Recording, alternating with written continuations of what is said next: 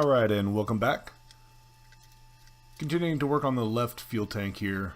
As I said in the previous video, I've started working on the spars kind of as I get to a point where I want to take a break from the fuel tanks. So, still putting the left tank together. It's mostly complete, as you can see. Now I'm working on the fuel systems for the internals to the tank. And this is a piece of aluminum tubing that has you cut to length and then install later on. So now I'm finishing up sealing some of the interior of the fuel tank, putting some of the fillet sealant along the ribs just to make sure that everything is sealed and hopefully won't have any leaks. I'm just about to the point to where I'm going to be doing the water test, filling it up with water and making sure it doesn't leak anywhere. And so just trying to make sure everything's closed up before I do that. Now this tool is, I think I've spoken to before, this is a pneumatic sealant device tool that makes it a whole lot easier to apply sealant. I think looking on various websites, brand new, they're several $100s. But if you go to browntool.com, they have a used section. And I think I picked up this kit, which includes the pneumatic piece on the end, the valve, and then also include, excuse me, it included a canister for the 6-ounce SEM kits. And also, I think it included a couple other small pieces, but it was all for, I want to say, somewhere around 45 bucks, maybe 75 bucks at most. It was extremely inexpensive compared to buying it new. And of course, it's used, and so it's marked up and scuffed up, and you can tell it's used, but it works just fine. And if you get a chance, I would highly recommend looking at browntool.com and looking at these pneumatic tools, because it makes it so much easier and so much faster than using the caulking gun to apply the sealant. So as you saw there, basically just going through and applying fillet to each of the ribs, and then also applying a dab of sealant over the rivets just to make sure everything is closed up and there's no way for fuel to get outside. Then also here you see me using it's a plastic spatula, basically, that it's a tool that I got, I believe, from Aircraft Spruce. That it's, I want to say there's 3 of them. They're different size tips on these plastic, I call them spatulas, but they help spread out the sealant to make a nice smooth fillet for each of the seams. So that's what you see me doing there. Now here, just working on where the fuel tank vent is going to go through.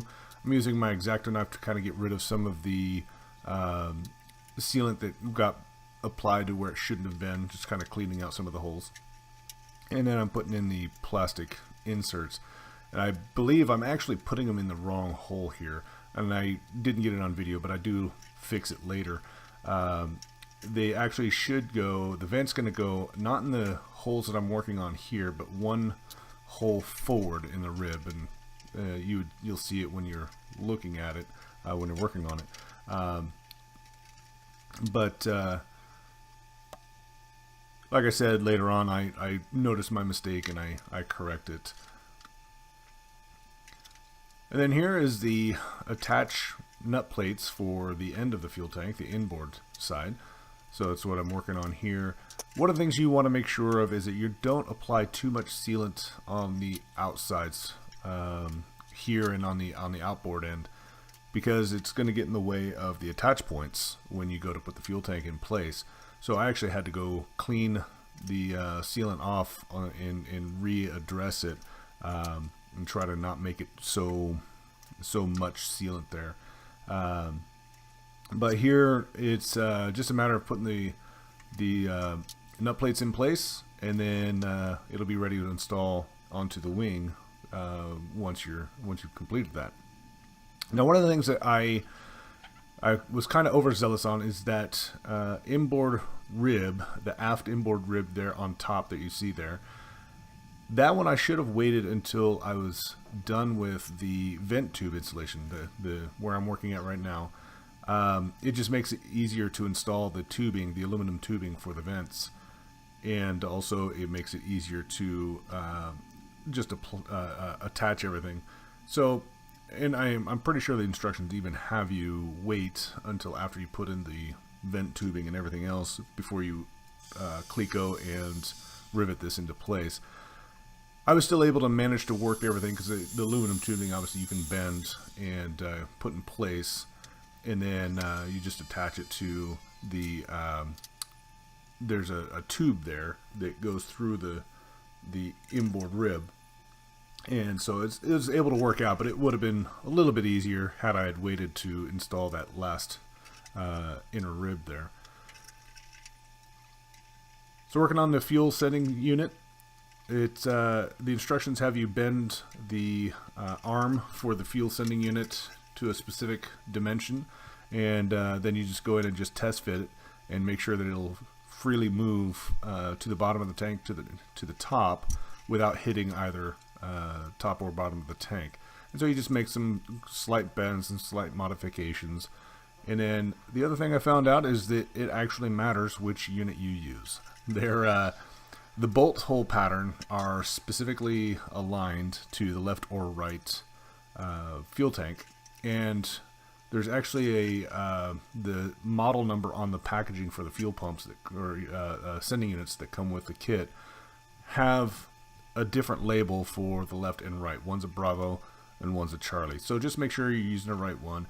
If you use the wrong one, it'll be at an angle. It won't be up and vertical like it's supposed to be. So it's very obvious to tell if you're not using the correct fuel sending unit for the right tank. But once you get everything put together, it goes in just fine. Now, when you're putting the fuel tank in for final assembly, you're going to remove the rubber gasket that comes with it. The instructions tell you to discard that. And you're just going to use Pro Seal all around the edge of that hole or the opening where the fuel sending unit goes into, and you're going to basically permanently install it with a Pro Seal, and that's how that gets sealed. And then also obviously on the inside you'll want to apply Pro Seal to the back of the screws that are holding it in place, so that way you make sure there's no fuel that gets out. Then also for where the vent line plugs into that blue little through tubing there, you also want to make sure you put plenty of sealant around that as well, just to make sure that you don't have a leak point there. So the rest of this is going to be working on the vent line, which is what I'm working on here, just to smooth everything out. And you'll see me starting to feed that through the correct hole of the ribs. And the instructions show you how to bend it and how to place it, and you want to make sure it has at least a 1/4 of an inch gap between it and the end of the fuel tank, just so it can act as a vent right by the fuel cap. But other than that, that's about it. So I'm going to go ahead and let this video run out here, and hopefully I'll get a few more videos out soon, and we'll see you around. If you get a chance, hit that like button for me, and we'll see you next time.